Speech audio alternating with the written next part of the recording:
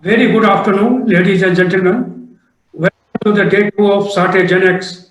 Firstly, I would like to thank each one of you for such an overwhelming response on day one.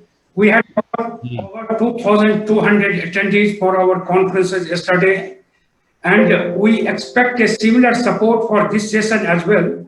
For the first session, we had around 800 attendees, which we conducted from 12 to 1. Today, our second knowledge session of the day, hospitality, the future of hotel industry. The session will discuss the emerging trends, winning the confidence of customers, new normal for the hotel industry, role of technology, and the pace of development. We have an eminent and brilliant lineup of thought leaders discussing on the spectrum of topics for the hotel industry today. This session will be moderated by Mr. Harmeet Singh Bedi, Senior Director, Hotels and Hospitality Group, JLL India.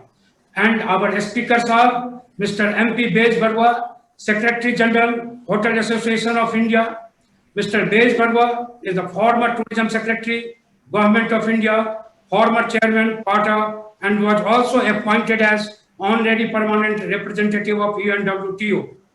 Then we have a galaxy of dynamic speakers like Mr. Satyen Jain, CEO, Pride Group of Hotels, Mr. Sohel Kanampalli, CEO, The Fern Hotels and Resorts, Mr. Rajneesh Mehta, Vice President, Operations and Asset Management, Salet Hotel, and our own Mr. Avinash Magnani, CEO, Welcome Heritage.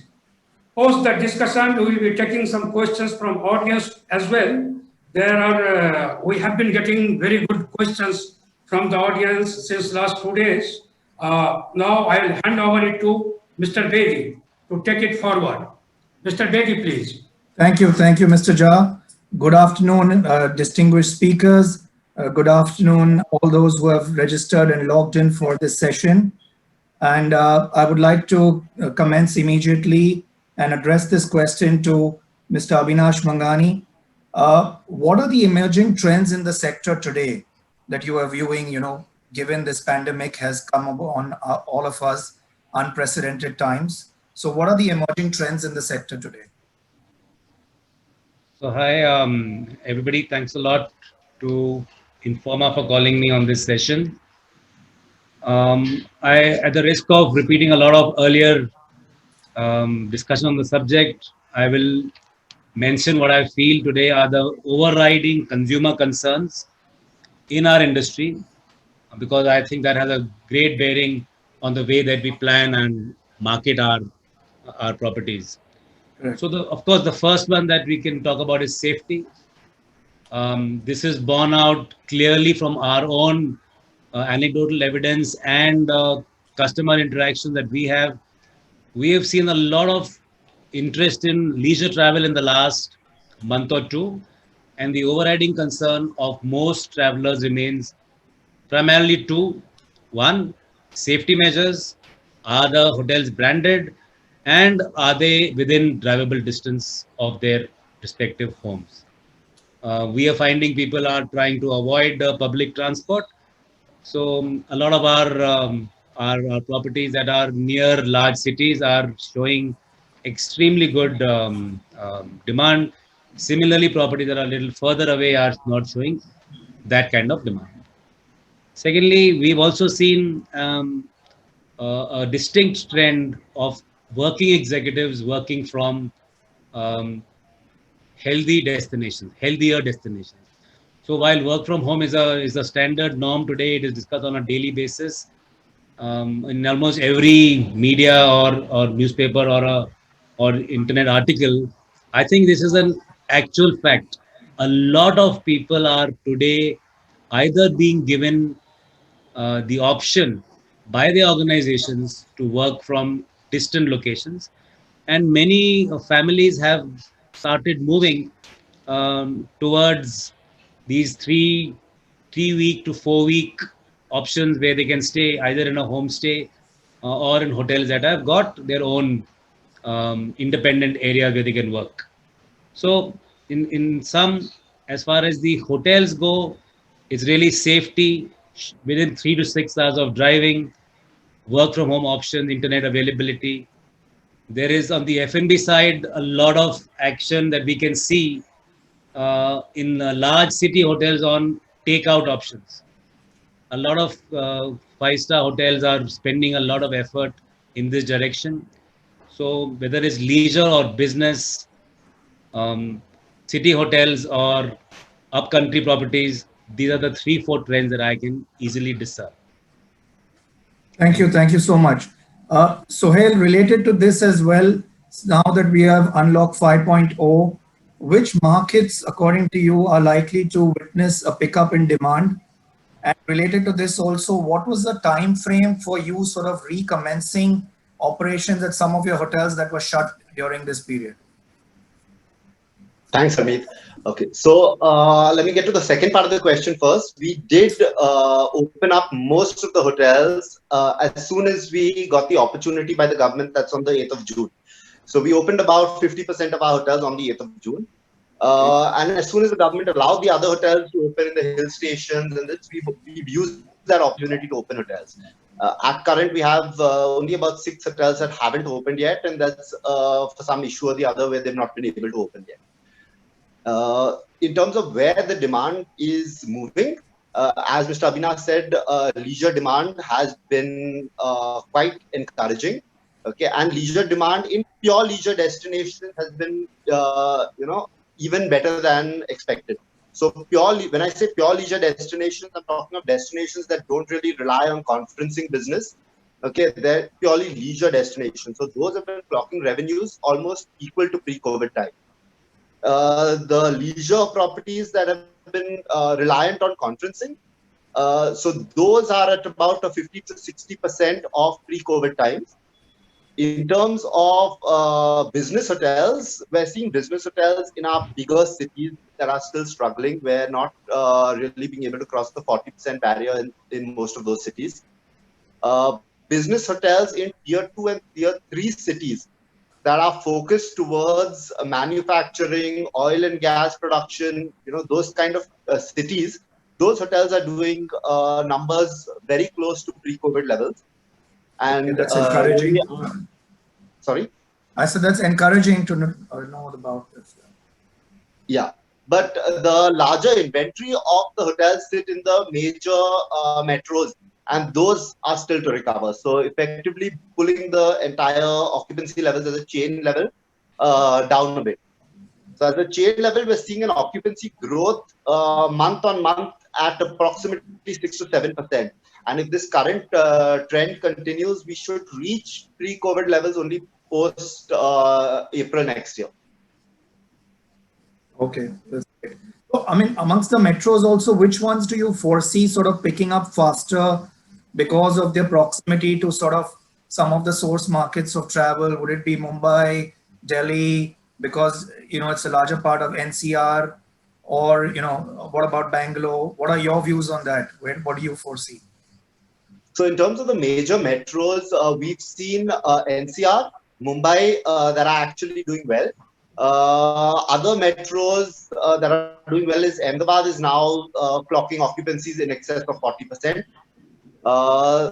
We don't have any presence in Chennai. The Hyderabad hotel currently is still one of those hotels that hasn't reopened for public because it's being converted to a COVID care center right now. In terms of Bangalore, we've got 2 properties in Bangalore. One property is close to the manufacturing facilities in Bangalore. That has seen a significant demand increase in September. But the other property, which is reliant primarily on the IT and IT sector movements, that one hasn't really picked up as yet. And I think that one is going to take a little time before that starts to bounce back. Okay, great. Thank you. I'll just move over to Satyan now. How are hotels getting ready to meet customers' expectations in order to get their confidence back?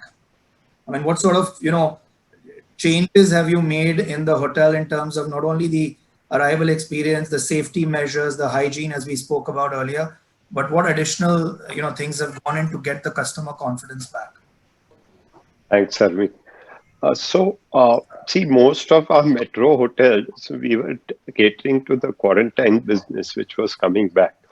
So we have put a very elaborate SOP system to make sure that people are utmost hygiene is taken care, and the way the entire food is being delivered to their room, because a lot of guests now coming in still preferring to eat in their rooms. So that option is available to them. Though our coffee shops have opened up, the it's important that if we want to keep the continuity of our operations, that safety, customer frequently used places are frequently sanitized, which we are doing regularly. We are very strict about our mask policy. At the entrance, everybody is scanned in order to check the Arogya Setu and also temperature. So those things we are maintaining. Also, we have done digital check-in and check-out. So person can send the details of his check-in before he comes in. So he doesn't have to spend too much time in the check-in procedure. Payments have all gone digital in order to make it convenient. So we have a mobile payment link which we are sending to the guests so they can comfortably pay from their room.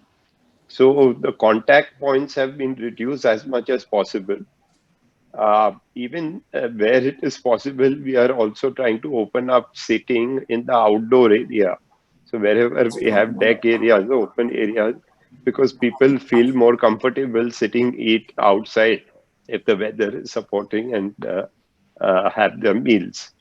So Absolutely. these are the few of the things which we are doing. As far as the banquets, again, social distancing, making sure there is enough space between the people.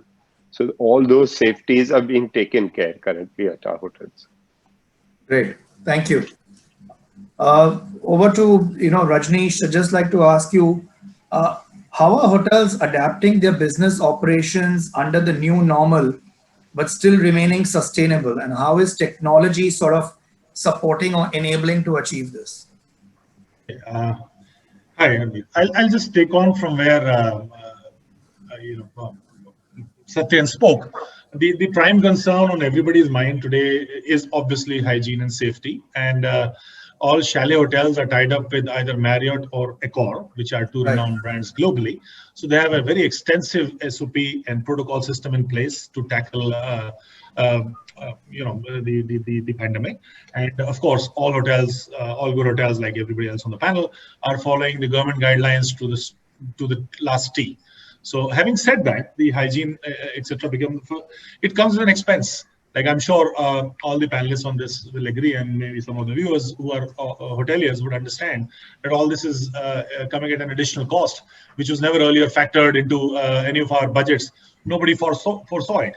However, at the same time, the safety and hygiene concern is so important right now to address that none of us actually really initially even thought about the cost. But now as hotels open up, as the restaurants open up, in Mumbai just opened up yesterday, the restaurants for dining, and our 1,500 or 1,600 rooms of our inventory are in Mumbai, or the 2,500 rooms we hold across, and we operate in the luxury and upper upscale segment of the market, if you know our hotels. Right. The JW Marriott in Sahar, the Renaissance in Powai, the Westin Hyderabad, Marriott in Bangalore. So all these are big box hotels.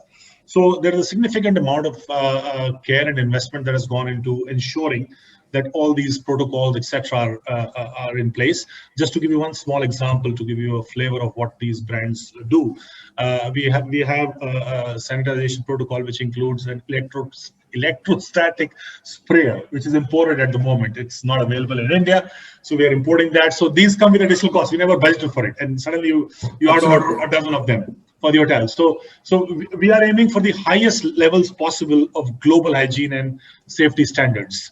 How sustainable these will be, I'm sure with time all of us will learn to absorb some of these costs if they stay for a longer tenure, which we all are hoping and keeping our fingers crossed, that we just say bye-bye to this NCOV and probably get rid of most of these temporary, especially the mask, etc., and sanitizing, like 70% alcohol. I've been sanitizing my hands more than alcohol I've had in my life. Yes, so some of the things we like to see them go away. But yes, they will be built into budgets, and we've adapted to the new norm very quick. I think hotel industry was the first industries to adapt to the new normal very quickly. We were very quick, the entire hotel industry and the food delivery industry also. So there we are with that. Correct. And, in this case also technology was also adapted pretty quickly because, IT enabled touchless, menus and like Satyan was saying about. I think as an industry, hotel industry is a very creative industry, and it knows how to extract ideas from the other industries, the tech industry. So our people came up with some very good ideas. Not by our, I don't mean Chalet itself, but I mean the entire hotel and hospitality and travel space that is there, to push these technology advancements. Like our elevators in a couple of hotels are operated by voice commands. We've already achieved that. Our office building in BKC, we have voice command for the elevators, so we don't have to touch those elevators. Now, this was a demand forced upon elevator manufacturers and certain tech companies to come up with a solution very quickly. Earlier, we were using toothpicks. Some of the hotels I saw toothpicks or paper napkins being used to press the elevator. But within a few days, we came up with a swipe of the hand. You could call the elevator down or up when you're standing outside. And when you enter the elevator, you can say by voice command, take me to floor 4. It requires the word please before that, by the way. That was an additional hotel touch that we gave it to it, to the voice command. So the QR code linked menus, technology anyway has been part of the hotel industry from the past few years, I would say. The industry has been embracing technology to improve the guest experience, to reduce costs, to enhance automation, and so that hoteling otherwise being a very capital-centric business has a lot of expenses. So OPEX is something which all hoteliers, all investors like Mr. Jain here, Sohail, all of us who run hotels are very cognizant of the fact of the CapEx as well as the OPEX, and technology plays a big role in bringing them down, not just COVID-induced technology, but overall. Absolutely. I mean, the upfront investment in technology may be large initially, but obviously it has its long-term in bringing down the other operating costs. Yes. Thank you.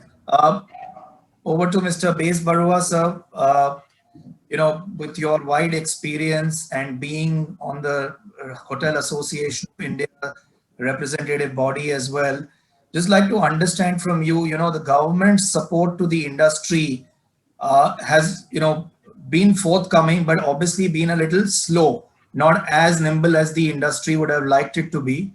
And with your wide experience of having been, involved with the government, with World Tourism Organization and larger representative bodies, how do you foresee the industry and the government interaction going forward to, enable the industry to bear these shocks? And also, how is the government perceiving this industry? Why do we as an industry always take time to achieve what, longer to be heard compared to other industries? Thank you, Mr. Bedi. You asked me a very difficult question to give a straight answer, even with my experience in the government. But let me tell you that when it comes to attention, everyone knows that tourism, now I talk about the industry as a whole, not only of hospitality sector. In case of hospitality sector, there is sometimes a wrong perception also that the hospitality sector does not require any support or anything, even in the crisis in COVID, because it is well off itself. When we say that, we forget the fact that hotel industry is a very composite industry. It has so many sectors, small and medium enterprises. They were all struggling for survival.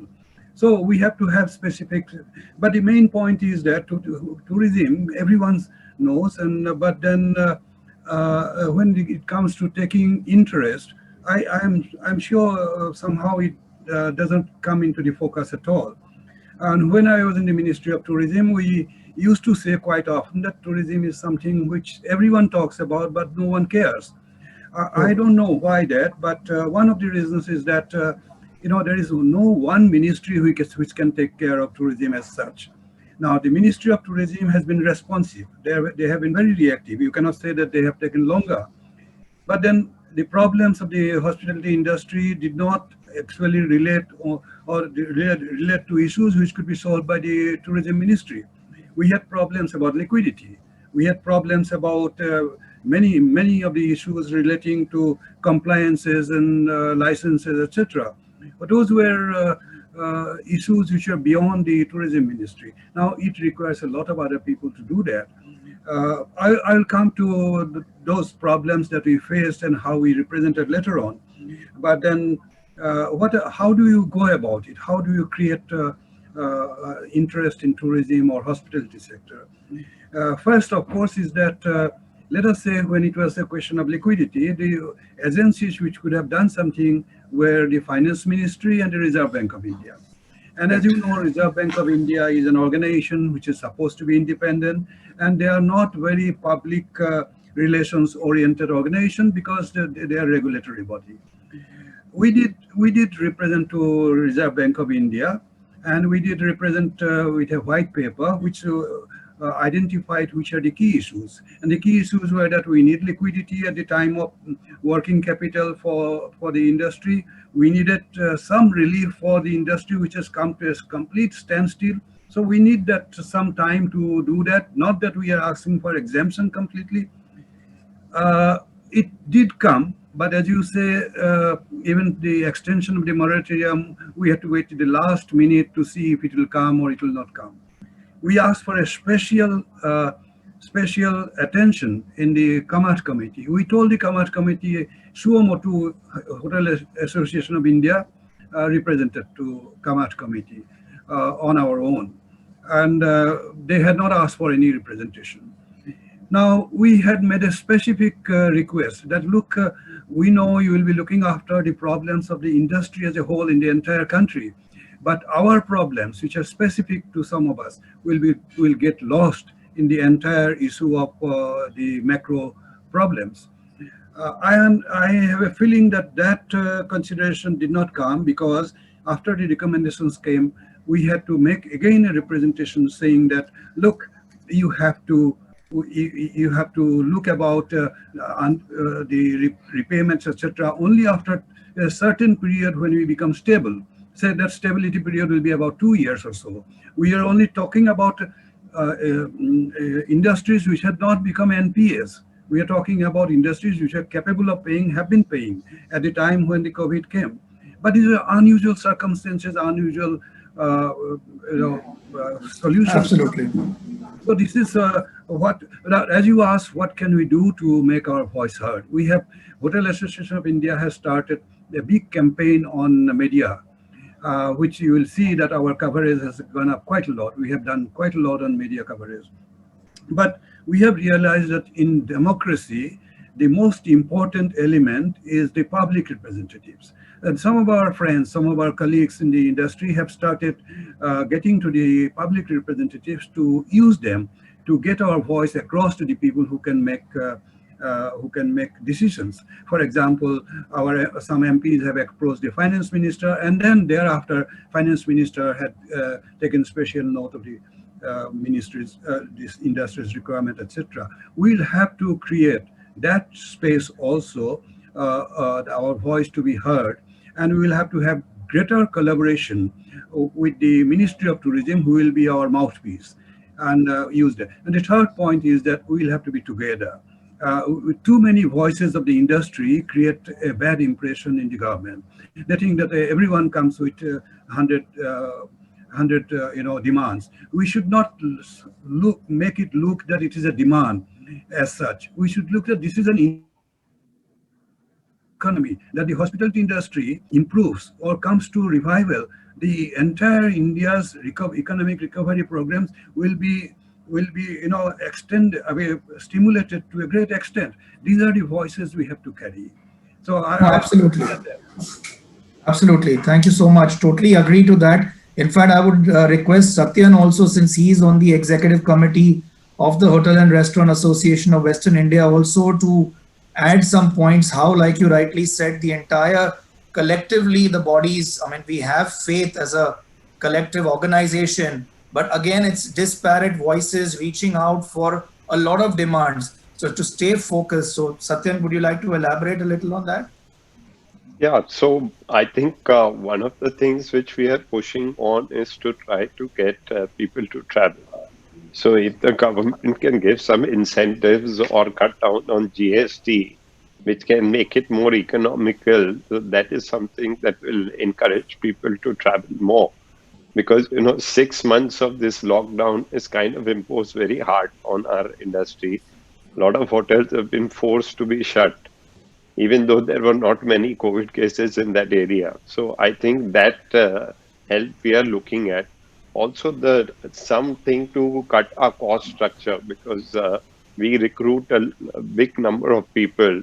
Some kind of subsidy in terms of the salaries which we are paying out, that could help out. Even some of the direct expenses, like of course these are state subjects which we are raising.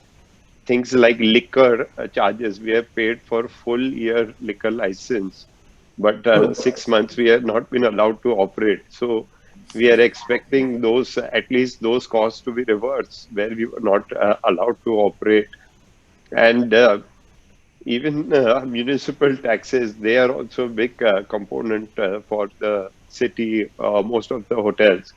So looking at a waiver out there for the period when we were locked down.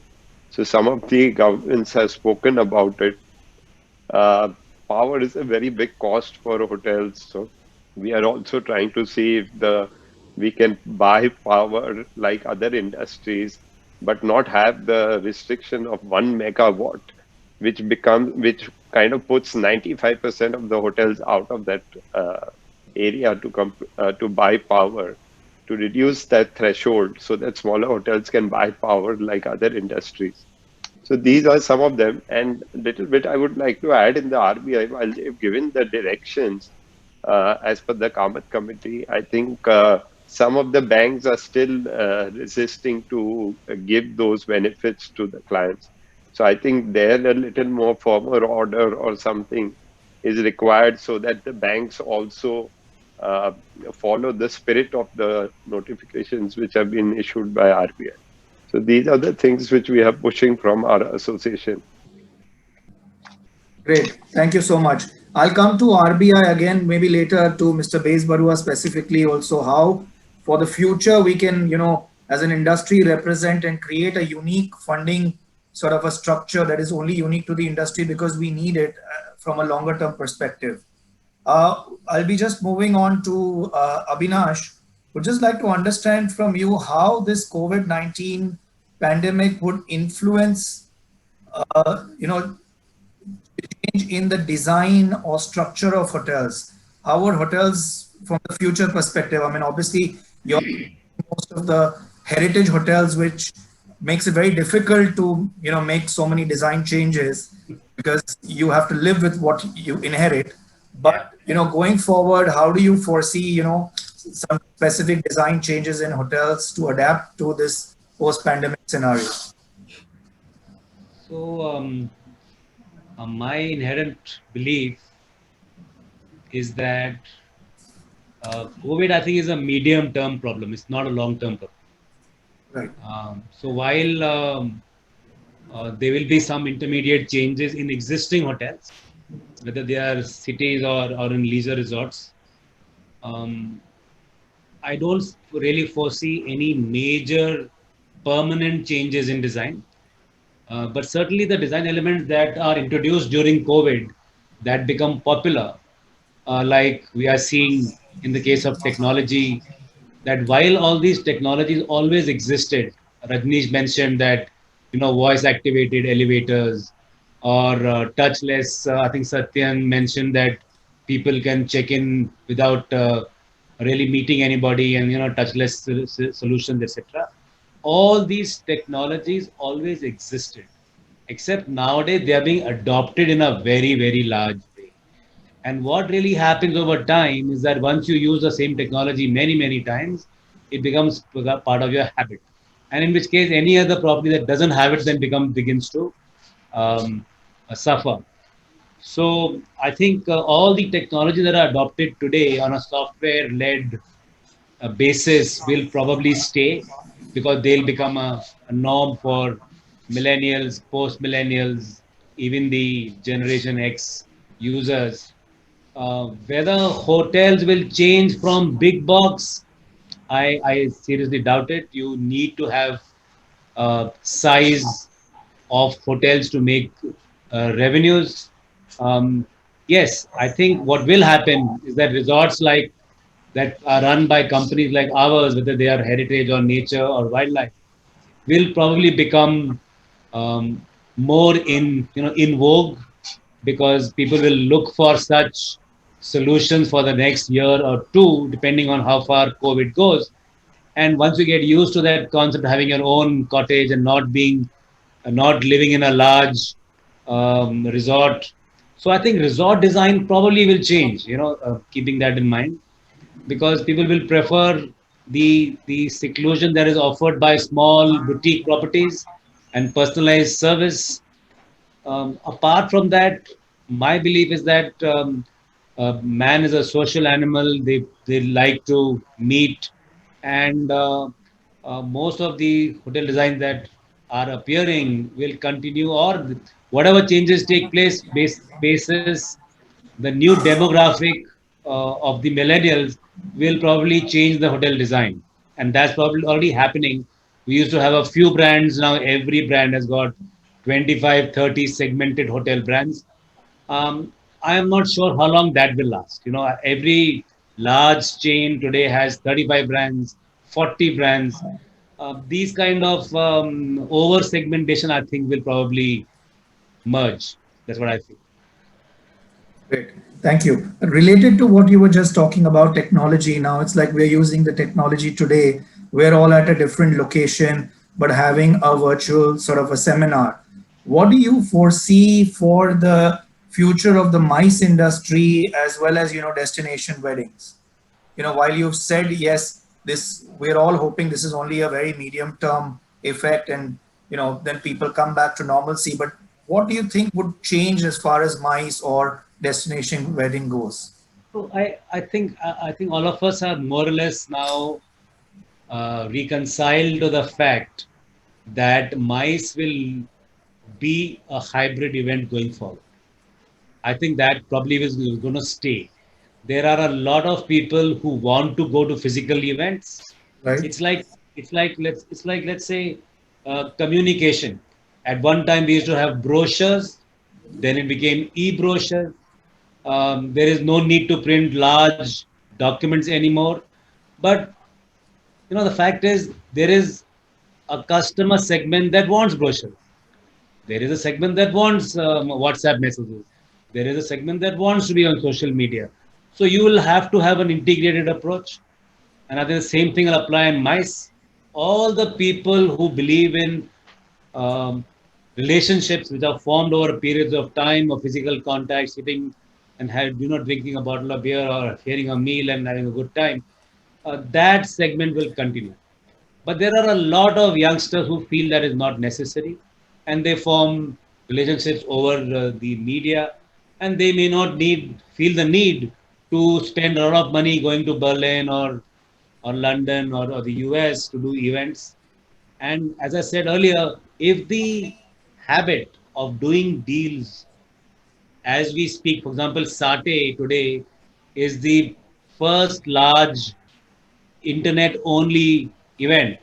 While the government has changed the norm and you can have a mixed event, if I find over time that I can do deals over the internet through e-meetings, the physical need to go to an event will subside. So the same way that the OTAs are taking over from sales forces, the sales force was required at point in time. Today the OTAs are taken over in a big way. There is no need for physical interaction. So I think MICE, it is a probably an area which will be the last to grow because of the inherent um, safety issues that are surrounding people coming together in a large space, enclosed space. The birth of hybrid meetings has come. I think it's a boon. It gives people a lot of access which they never had earlier. Today, all the visitors who could not travel to international events have access to large international or domestic sessions like Sate is conducting, and that's a big boon. Um, Global travel has always grown, so I'm not sure it's going to. I don't think it's going to decline. Uh, it's only going up in the last few months. aviation is growing faster than hospitality. So that's as far as MICE is concerned. Again, MICE tends to be big box oriented, and that'll take a bit of time to come back. Weddings, I think the time for weddings has come. And you mentioned destination weddings. I think destination weddings were in vogue before COVID. They are more in vogue during COVID. Almost everybody wants to be having their weddings outside large cities. They want to be in a resort where they can take over for themselves, avoid the pitfalls of sharing the space with other people. True. So I think we are seeing the same thing, and I'm sure many of my colleagues on this show will vouch for that. The amount of wedding inquiries that we are seeing in November, December, and even early next year are very, very high. All the pent-up demand for weddings is really focused towards destination weddings. So I think the weddings industry, albeit may not be able to do 500 or 1,000 people events, but they will see demand quickly coming back on the wedding side. And whatever you can't do, for example, attend a wedding like a MICE event in a hybrid. Probably can in some way. If I can't come from London, I can attend a wedding through in a hybrid manner. But by and large, people want to be in the same space, and people fly down from various countries, which will probably stop because there are very few air bubble agreements between India and many other countries. But domestic weddings definitely, I think that's the way to go. And the hotel industry is pitching a lot of their hopes in the coming season to get back their fortunes because of the wedding business. Absolutely, and it's more intimate. Adding to the intimacy, the family bubble. So people are still, more optimistic and going ahead with a lot of the weddings starting November onwards. Yeah. I think anybody who can solve the fear of travel, there is a fear of travel, a fear of going to large gatherings. Anybody who can solve or mitigate the fear of travel and find a solution for families, events, etc., to the spread of COVID, that kind of segment will do well, which is why we are seeing leisure doing better, MICE weddings doing better, and the other businesses are not currently as much in vogue. Thank you so much. Over to Sohail. Just like to ask you, what will be the pace of the development of new hotels in the future?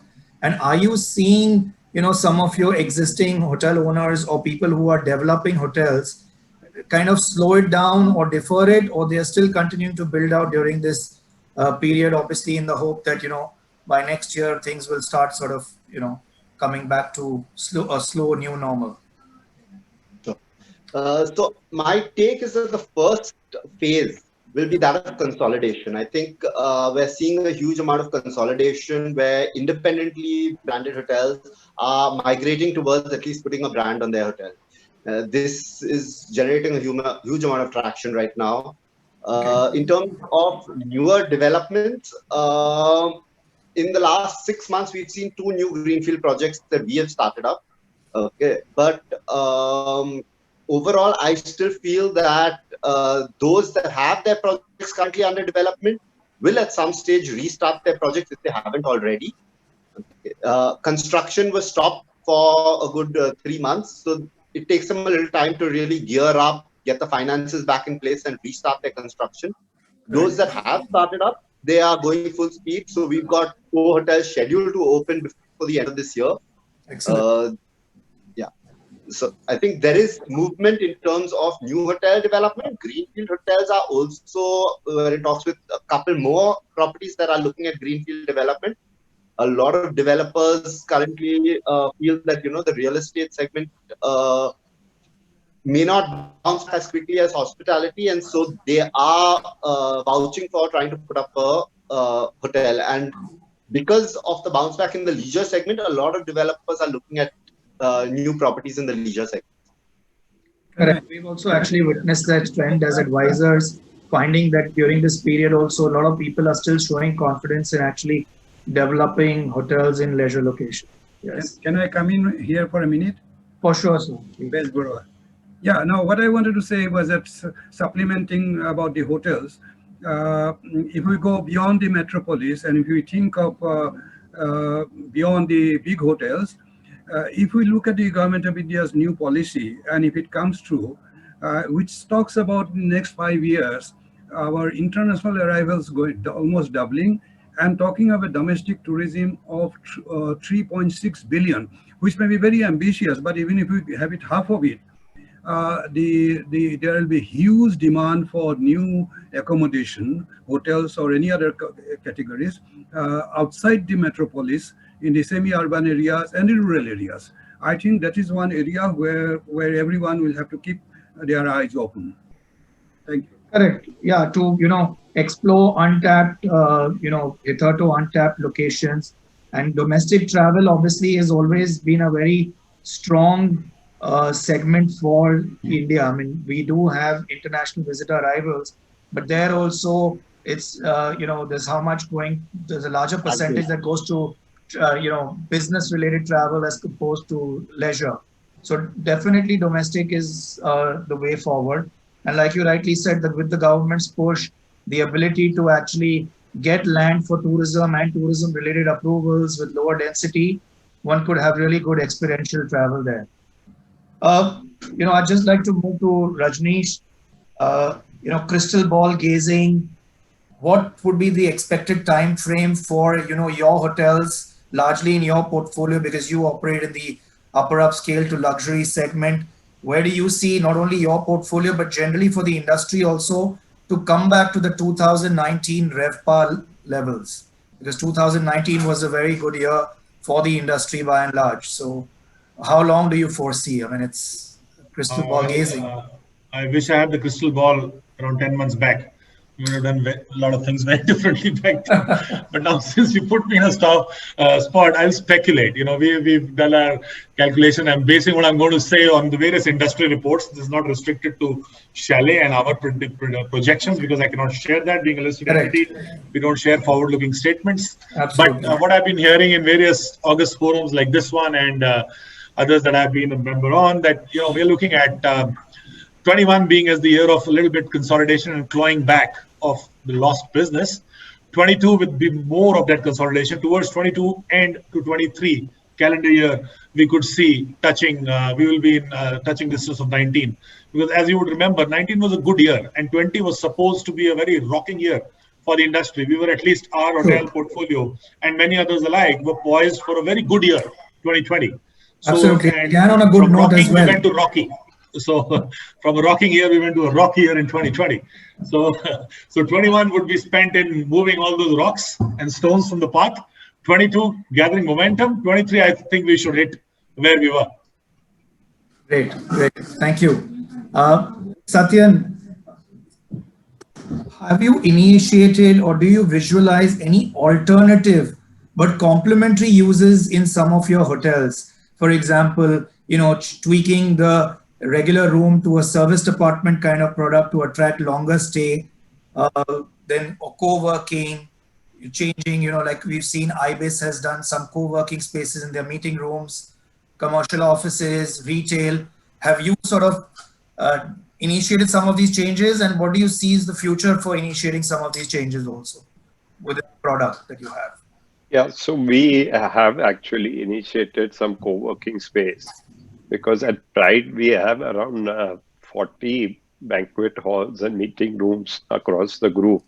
Right. So some of the hotels where we have good number of halls, and considering MICE is going to take some time to recovery, we have looking at giving that as a co-working space, either in some on a weekly basis or a little long-term basis, as well as we have already got some rooms which have got converted into offices, so where people have taken it for the whole year.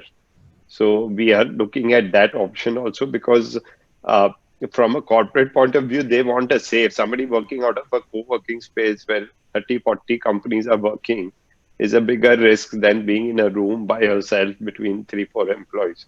So that demand is also coming up. Though during the lockdown, because there were restrictions on people working and all, co-working spaces also had very low occupancy. So there were a lot of queries in the pipeline, and now we are seeing traction on them. We also given some space on retail, but retail itself has been struggling offline. So if a Right. space has good frontage and a good walk-in factor, then there is demand for a good location. We are also looking at converting some of our suites and premium rooms into adding a kitchenette to it in order to cater to the long stay segment. So that's also happening. So I think it's just that we want to open up alternate uses of our property in case this thing takes a little longer than expected. So, it's better to have some alternate revenue streams.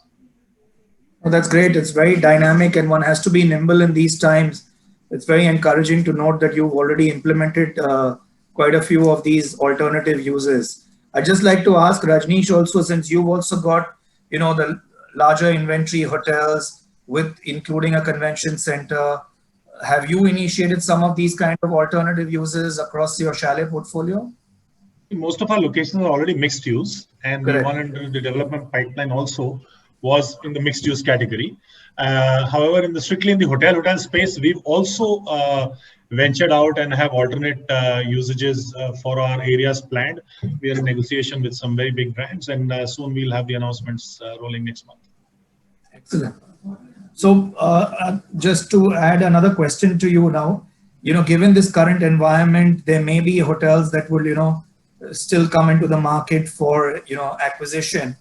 How would you be evaluating these in this scenario? Because you actually just bought the Novotel Pune before COVID hit us. But how would your evaluation criteria change? And how would you look at valuations going forward? See, we've always looked at opportunistic acquisition based on the potential a particular property has and how much can we unlock out of it. So that strategy on a broader term remains the same. Due to COVID, what COVID might induce is slightly a lower purchase price because of the owning company or the board being under financial duress.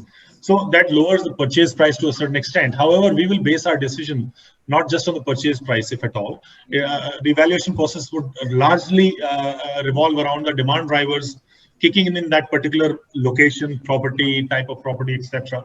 So a decision will be mixed. So situation being extremely fluid right now, we would not have a multiple, it wouldn't make sense to evaluate a property on its forward multiple of either 21 or even 22, actually speaking, because these 2 years, like I just mentioned a few minutes back, are still when we'll be getting out of COVID, consolidating, clawing back to the lost revenues and occupancies. So it'll be a very difficult task to balance, to get it right, to get the valuation right. So it'll be a mix of two, what that you're buying and what is the demand driver and the pickup pace in that particular market or hotel that you're seeing. So there is no fixed formula. It'll be individual property evaluation based on where it is and what it is. Okay, great, thank you. Thank you very much. I mean, we would love to add and keep asking you all more and more questions and get enlightened. But I think we'd, conscious of time, we'd like to actually open the forum to all participants to ask. There are some good questions from the audience. Right. So, first question is for Satyen. Then the question for you that on the one hand, the operational costs of the hotels have increased, whereas on the other side, the hotels are offering the rooms at slightly lower ARR than the pre-COVID time to attract customers. So how do you see this dichotomic scenario? So, because so many hotels were shut and they have opened up altogether and demand has been low, we are seeing a little, the price is being low. And I think most hotels are trying to get people in so that they can sustain and cover their fixed costs. Also, hotels have also tried to cut down on their operational cost by controlling the manpower cost and various other parameters in order to be more efficient, because everybody was looking at a slow ramp up to be coming forward. So I think this till the demand comes up, strongly, we will find that the prices will be little low. But I'm sure post Diwali things should be looking much better. Thank you. The next question is for Mr. Desh Barwa. What is the strategy of Hotel Association of India for the revival and survival of the industry, and what should be the way forward? Well, if the question is about survival and revival, for example, the survival problem, as I had mentioned earlier, were mostly related to two areas. One is about various compliances and licenses, etc., which they have to go through. Here we had identified upwards of 30 categories of compliances, the various regulatory compliances that the hotels have to meet. And there are more than 30 conditions of license and etc. fees that are about to be paid. So there we had been insisting that some concessions should be given about the time, the deferment, sometimes to waiver like the excise duty, and some of them have come true. There is a problem. The problem is that while we have been able to address the problem at the macro level, at the center, most of these things happen at the state levels. Now there is harmony between the center and the state in respect of decisions so far as these facilities are concerned are always not the best we would expect. We have seen that some of the states are more proactive. They have agreed to give some of those things. Some other states have not been. So that's the big problem so far as survival is concerned. We have seen that in many countries across the world, during this period of COVID, the hotels and other tourism sector industries had a major problem of retaining their staff and not retrenching them, which is a very, very important. Most of the hotels, we understand, have retained their staff in spite of all these difficulties and have provided support. Hotel Association of India has come out with an MOU with Naukri.com to provide support to the people who might have lost jobs, etc. But our main concern was regarding liquidity. Liquidity, as has been mentioned by one of the colleagues here, is not only the directions to the banks, but to ensure that the banks do really go through those directions in a pragmatic manner, which is not adverse to the banks. Now, so far as liquidity was concerned, there were two types of liquidity problems we had. One was of the existing industries or loans, etc. The second one about the credit guarantee, on which we need to do a lot now, that the credit guarantee assistance to the small and medium enterprises, even the big enterprises, is something which is very important. And the third one was that apart from these existing loans, as we go ahead, we will need a lot of liquidity or the finance requirements so far as our new adjustment to the new requirements are concerned. We have to adjust to technology, as was mentioned. We have to adjust to new norms, and there, how to make the banks supportive of the requirement of the industry is the major problem.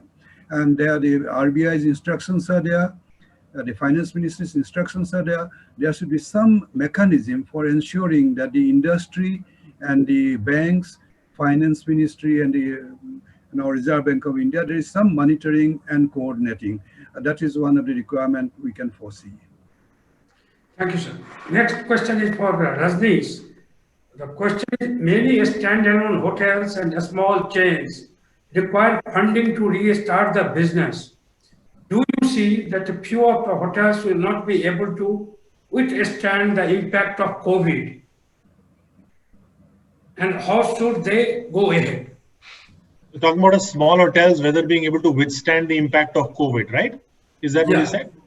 Yeah. Well, I wish I had the answer for that. But yes, they have to look at their. I'll give a very broad view.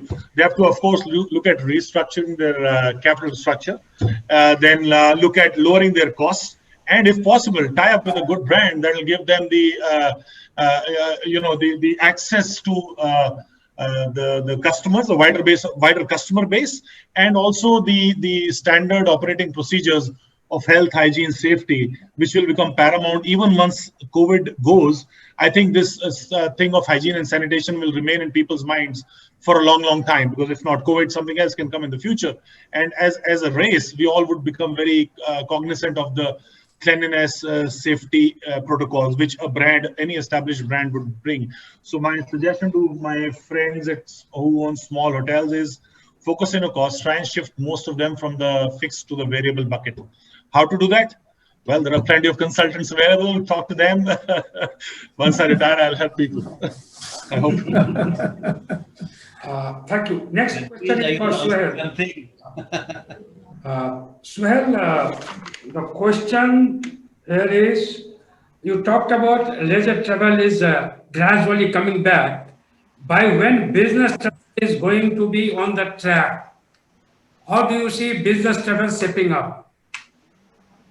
So business travel, again, a couple of parts. As I mentioned, the manufacturing and the oil, gas, certain sectors, the business travel has already started to bounce back. Certain sectors are a little worrying. I think IT, my conversation with some of the IT professionals, they're quite comfortable actually working from home right now, which is worrying. Yeah. So we need to get them out and need to start encouraging business travel. But it's anybody's guess as to when they're going to start moving again. Hopefully, it's sooner rather than later. We've got to rely on the manufacturing and the oil, gas sectors, the sectors that are moving right now. We've got to rely on those sectors to try and fill our hotels. Thank you. Next is for Mr. Nagani. The latest trend in hotels and resorts have been workation and staycation packages. How is the response? And can this trend fill the void in terms of hotels, revenue generation and profitability? I'm sorry, besides staycation, you mentioned something I couldn't. Workation. Workation, yeah. So Yeah. while Suhail wants the IT travel to move again as earlier, but the leisure guys want the IT guys to stay in their hotels and work from where they want to work. So there is always a push there. I mentioned earlier that the IT community is the strongest business community that is using leisure hotels at this point in time. At least in markets like Bangalore and Mumbai, probably Delhi, Gurgaon, etc. So vacation is definitely a force, not so much in large city hotels, but it's playing out in the leisure properties near large cities, and it is prevalent in NCR, Mumbai, Bangalore, not so much in Calcutta, Chennai, as we speak, or Kerala. Staycations typically stand for people who stay in their own city. I don't see too much of that happening. There is some happening. I know that there are some fabulous deals being given by the luxury hotels, and many people are availing of that. But as a trend, I don't think it is as strong a trend as the vacation trend. Maybe Suhail or Rajneesh can, add value to my whatever I'm saying. So whatever I see, the staycation market is not as active as the vacation market. What you mentioned earlier, Mr. Jha, is that the pricing that hotels are adopting to get customers back is very attractive or very competitive. And that in itself really ensures that the kind of yields that you are getting in a full price mechanism, those profits are not flowing in the bottom line. And people are just resorting to cash flow solutions, which I think will eventually need to move towards the profit generation mode, because you can manage for a while on cash flow. But besides that, you need to move up in terms of pricing. And I think as occupancies go up, I expect that in Q1 next year, pricing will begin to stabilize a bit. and maybe by next year, October, we should see a good, healthy mix of leisure, domestic, international business, MICE, and wedding business. So I'm optimistic. I think that people like to bounce back.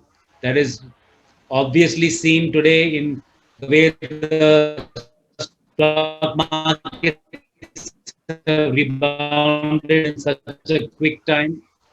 I'm noticing that. So while there may be naysayers around, but I feel that consumers tend to flock back. The auto market is doing much better than the last few quarters or even last year.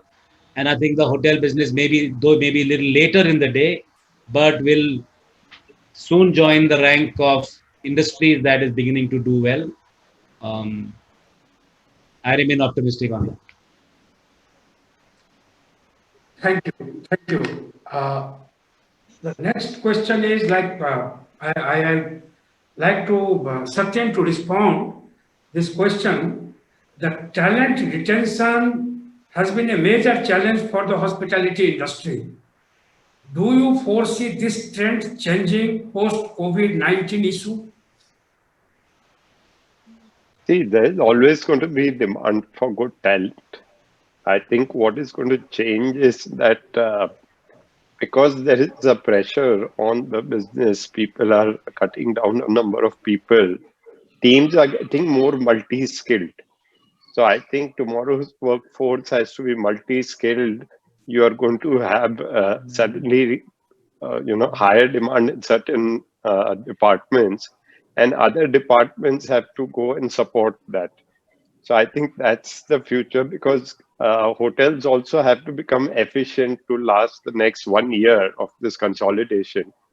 So this multi-skill, and also what was happening is because there were so many hotels which were shut, restaurants which were shut, then new demands for people was not there. But I'm sure now that hotels have all opened up, and in fact, a lot of people who have shifted back to their home cities, those people have not come back. So there is going to be a good demand from hotels and restaurants to fill up those vacancies in case those people don't come back on time. Okay, thank you. The next question for Rajneesh. It's about marketing. What new elements hoteliers can incorporate in their current digital marketing strategy, and how should they approach to the market?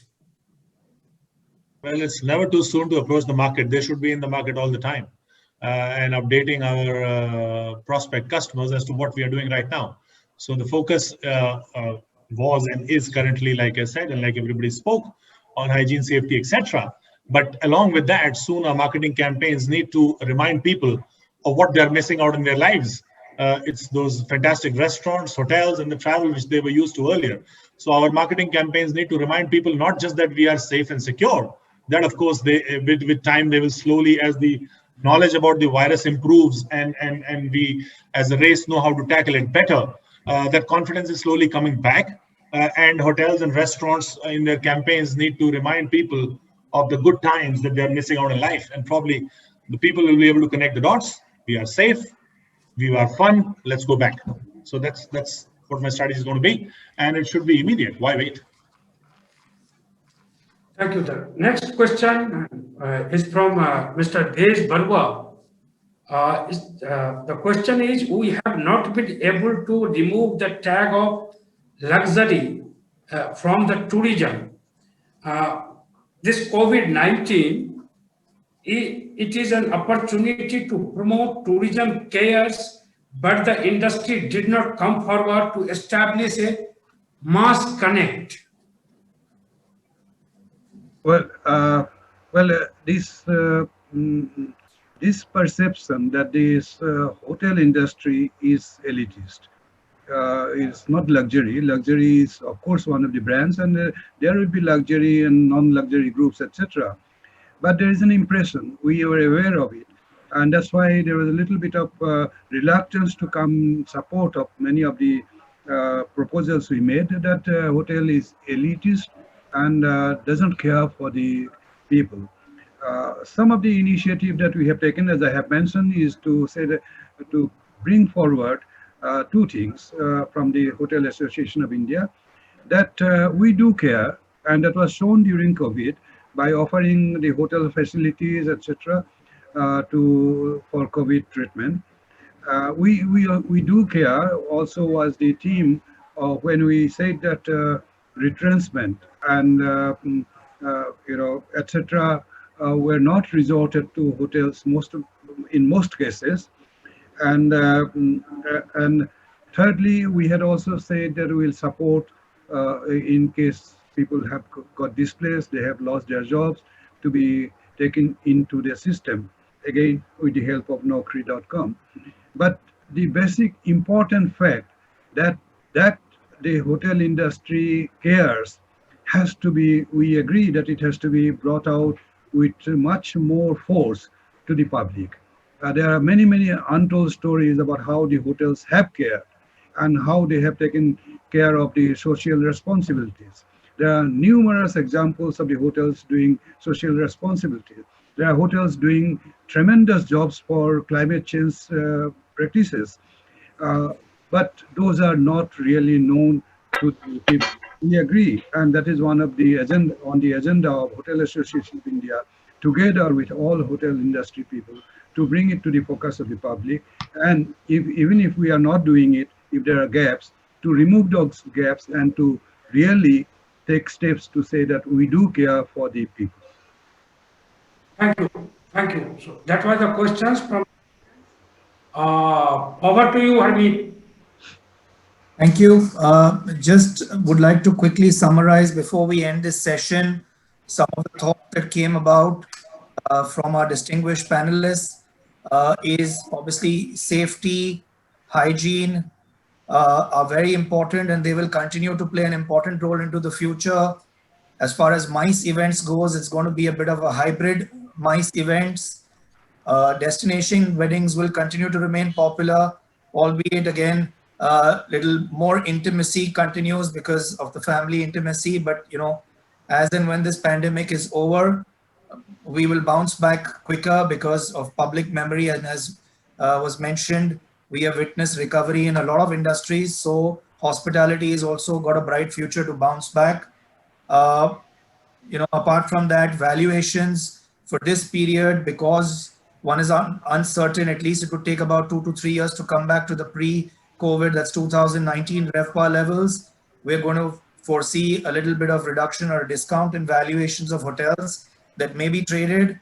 Hotels, owners are actually implementing alternative uses to convert suites to serviced apartments by adding kitchenettes, doing co-working, retail wherever possible. So these are some of the emerging trends. Obviously, liquidity and finance continues to be a challenge, but we are hopeful with more representation and a united representation by the various trade bodies like Hotel Association of India, HRA, FHRAI, we will be able to, you know, get better terms for the industry going forward. I would just like to conclude by this with this sentence that I read recently in an article. Overall, the future is as bright as it is uncertain, and there is no going back to normal, but the next normal seems to be even better. So I would like to conclude with that. Thank you. Great. Thank you very much. On behalf of Informa Markets India, Sate Genex, and Travel Trends Today T3, I extend my heartfelt gratitude to each one and our great audience for attending these informative sessions. Apparently, we are getting very good traction in terms of attendees for these conference sessions. So yesterday we had around 2,200, and I think at one point of time for this session, I was informed that 578 live attendees are there on the platform. My special thanks to Mr. Bedi for conducting brilliantly. Thank you once again for the great session, and stay in touch. We will be organizing similar kind of sessions, and the plan is also to have workshop. So we will be inviting all of you again on various subjects and various forums. Thank you once again. Thank you. Thank you. Thank you. Thank you. very much. Thank you, sir. Thank you. Thank you, distinguished. Thank you. Thank you.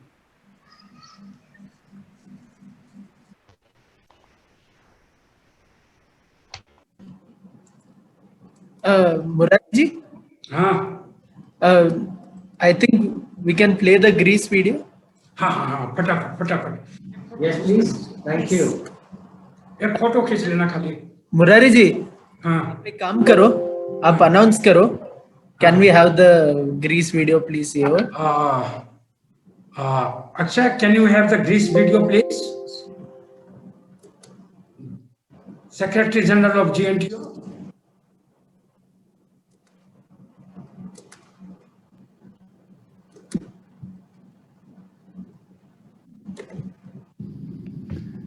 Hello to all.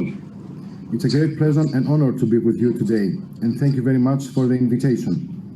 My clear message as Secretary General of Greek National Tour Organization is that Greece managed this summer to keep and implement all health protocols in tourism. Detailed protocols in all tourism sector chain that managed to keep our visitors safe. This job is what we are going to do the next weeks in order to have safe tourism for you and all of our visitors. So my message is that you can visit Greece the next weeks, the next years, because we're a safe country. Thank you very much for the opportunity and hope to see you soon in my beautiful country.